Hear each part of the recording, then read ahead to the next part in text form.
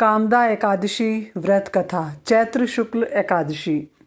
धर्मराज युधिष्ठिर कहने लगे कि हे भगवान, मैं आपको कोटि कोटि नमस्कार करता हूँ। अब आप कृपया करके चैत्र शुक्ल एकादशी का महात्म्य कहिए। श्री कृष्ण कहने लगे कि हे धर्मराज, यही प्रश्न एक समय राजा दिलीप ने गुरु वशिष्ठ जी से किया था और जो समाधान उन्होंने किया वो सब मैं तुमसे कहता हूँ। प्राचीन काल में भोगीपुर नामक एक नगर था।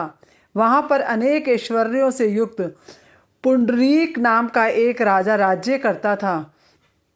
भोगीपुर नगर में अनेक अप्सरा, किन्नर तथा गंधर्व वास करते थे।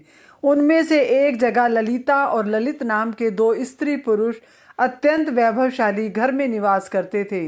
उन दोनों में अत्यंत प्रेम था, यहाँ तक कि अलग अलग हो जाने पर दोनों बहुत ज़्यादा व्याकुल हो जाते थे। एक समय पुंडरीक की सभा में अन्य गंधर्वों सहित ललित भी गान कर रहा था। गाते गाते उसको अपनी प्रिय ललिता का ध्यान आ गया और उसका स्वर भंग होने के कारण गाने का स्वरूप बिगड़ गया। ललित के मन में भाव जानकर कारकोट नामक नाग ने पद भंग होने का कारण राजा से कह दिया। तब राजा ने क्रोधपूर्वक कहा कि तू मेरे सामने गाता हुआ अपनी स्त्री का स्मरण कर रहा है, अतः तू कच्चा मांस और मनुष्यों को खाने वाला राक्षस बनकर अपने किए कर्म का भोग कर। पुंडरीक के श्राप से ललित उसी क्षण महाकाय विशाल राक्षस हो गया। उसका मुख अत्यंत भयंकर, नेत्र सूर्य चंद्रमा की तरह प्रदीप्त तथा मुख से अग्नि निकलने लगी। उसकी नाक पर्वत की कंदरा के समान विशाल हो गई और गर्दन पर्वत के समान लगने लगी। सिर के बाल पर्वतों पर खड़े वृक्षों के समान लगने लगे तथा भुजाएं अत्यंत लंबी हो गई। कुल मिलाकर उसका शरीर 8 योजन के विस्तार में हो गया। इस प्रकार राक्षस होकर वह अनेक प्रकार के दुख भोगने लगा। जब उसकी पत्नी ललिता को यह वृतांत मालूम हुआ तो उसे अत्यंत खेद हुआ और वह अपने पति के उद्धार का यत्न सोचने लगी। वह राक्षस अनेक प्रकार के घोर दुख सहता हुआ घने वनों में रहने लगा। उसकी स्त्री उसके पीछे पीछे जाती और विलाप करती रहती। एक बार ललिता अपने पति के पीछे घूमती घूमती विंध्याचल पर्वत पर पहुंच गई, जहां पर श्रृंगी ऋषि का आश्रम था।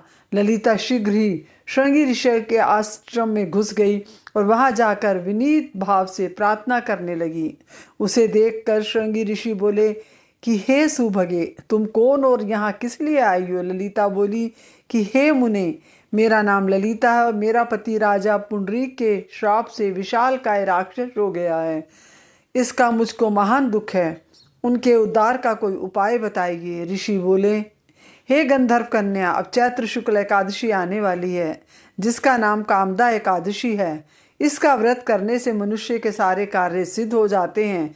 यदि तू कामदा एकादशी का व्रत कर उसके पुण्य का फल अपने पति को दे तो वह शीघ्र ही राक्षस योनि से मुक्त हो जाएगा और राजा का श्राप भी अवश्य में शांत हो जाएगा। मुनि के ऐसे वचन सुनकर ललिता ने चैत्र शुक्ल एकादशी आने पर उसका व्रत किया और द्वादशी को ब्राह्मणों के सामने अपने व्रत का फल अपने पति को देते हुए भगवान से इस प्रकार प्रार्थना करने लगी, हे प्रभु, मैंने जो यह व्रत किया है इसका फल मेरे पति देव को प्राप्त हो, जिससे वह राक्षस योनि से मुक्त हो जाए। एकादशी का फल देते ही उसका पति राक्षस योनि से मुक्त होकर पुराने स्वरूप को प्राप्त हुआ। फिर अनेक सुंदर वस्त्राभूषणों से युक्त होकर ललिता के साथ विहार करने लगा। उसके पश्चात वे दोनों विमान में बैठकर स्वर्ग लोक को चले गए। वशिष्ठ मुनि कहने लगे कि हे राजन, इस व्रत को विधि पूर्वक करने से समस्त पाप नष्ट हो जाते हैं तथा राक्षस आदि की योनि भी छूट जाती है। संसार में इसके बराबर और कोई दूसरा पुण्य नहीं है। इसकी कथा पढ़ने या सुनने से वाजपेय यज्ञ का फल प्राप्त होता है।